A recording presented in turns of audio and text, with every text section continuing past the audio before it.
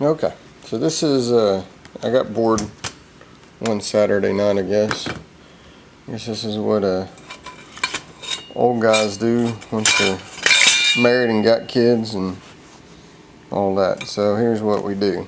This is an old ceiling fan that we had in our living room. That's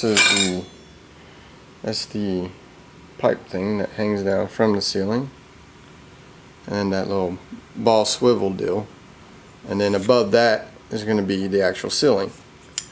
Comes down and goes into your ceiling fan. Basically what had happened is my youngest son was messing around in the living room. He threw a pillow.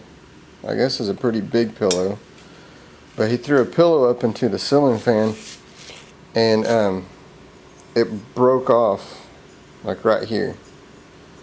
As you can see, this is an old like 70s thing. I wasn't, I had to show him that I was upset that he did that, but I wasn't too upset because it needed to be well, updated anyways. But so basically I was gonna throw it away. I got to thinking one Saturday night, and I was like, well, the ceiling fan, the motor worked perfect. It didn't make any noise. It didn't vibrate or anything like that. So I was trying to figure out what I could do to make to utilize that motor. So I can show you. And that's kind of the top of it, and then the blades go down just a little bit, and anyways. So bam, I turned it into a buffer. It's not a very good buffer, to be honest. It doesn't really spin fast enough.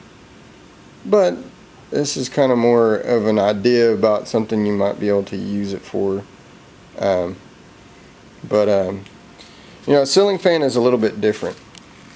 On a normal motor, let's say this for instance, you have your motor here, your motor housing, and you can clamp your motor up, and then you have the axle that spins, right?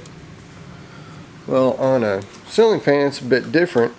This whole motor spins around the center axle.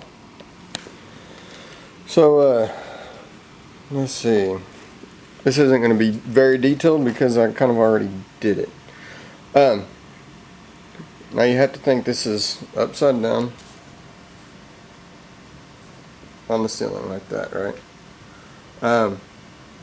So you have your fan blades that's coming out, and that spins your whole fan blade. In the center you have a shaft that doesn't move because it has wires hanging out of it, and that is your speed control. Here, let's flip it back over. That is your typical pull switch. You have your high, medium, low, and then off. And then on some of the fans they have that little switch that you can flip it and it goes backwards. So like in the wintertime you can turn that on and it circulates the heat better or something. So what I had done was I had cut off the top of this shaft. I pulled all the wires, because the only wires that were originally hanging out were just let's see, these two. They're just the black and black and white. They're just your power. They were glued in there, so I sprayed some carburetor cleaner down in there to loosen up the glue, and then pulled it all the wires coming out this way. And of course I had to take the wires off, because let's see, all those wires on that one side, they were all like in this little housing right here, and it had like the little, I don't know what this is, a little transformer looking thing, and a speed switch and the reverse switch, and that was all mounted in there. So I unhooked them through there, pulled the wires through, hooked it all back up. This piece came off of the center of this. It had just some holes that was around it, and then in the center of that was all solid steel or whatever. Yeah, steel.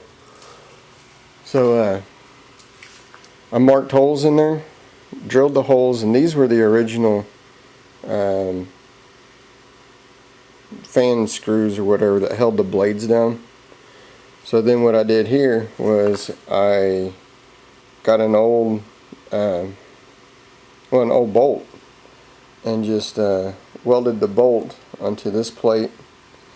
And the way I made it kind of centered, as you can see here, see the black and the blue? What I did was I spun it and I held a marker. I held it like a blue marker, or a blue marker we'll say first. And everywhere that hit, that showed me that that was kind of a hot spot. So I hammered it over, and the first time I did it a bit too hard. And so I got a black marker so I could find out where it was. And you can see that I hit it too hard here and it moved over here too much. So I hit it a little bit, you know, tapped it a few times. And then now I got it pretty, you know, pretty level, or pretty straight, straight enough. But so yeah, I put this on there. That came from an old buffer that the engine, or the motor finally burned out on. But all you do is you just pull that switch. That starts it up. It's a real quiet motor. Grab this. Actually, so we can find some kind of dirty spot.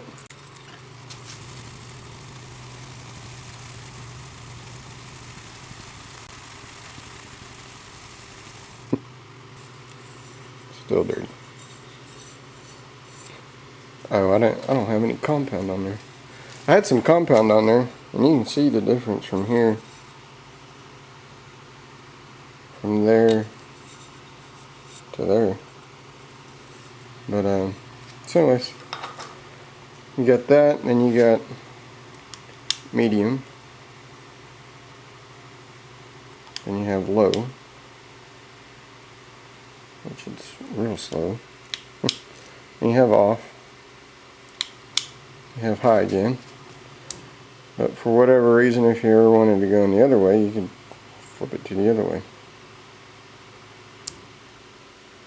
So, anyways, just something if you want to mess around. It's kind of weird because that's the only mount that I have. You know, it's just that one deal, and it don't even stick out that far. So mounting it is kind of just like this. Guess other than that, once I'm done with it, I can, it's real light, wrap it up, throw it in the corner of your catch-all, be good to go.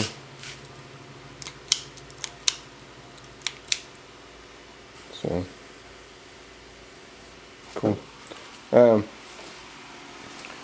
Show you this. Here's the, painted this up.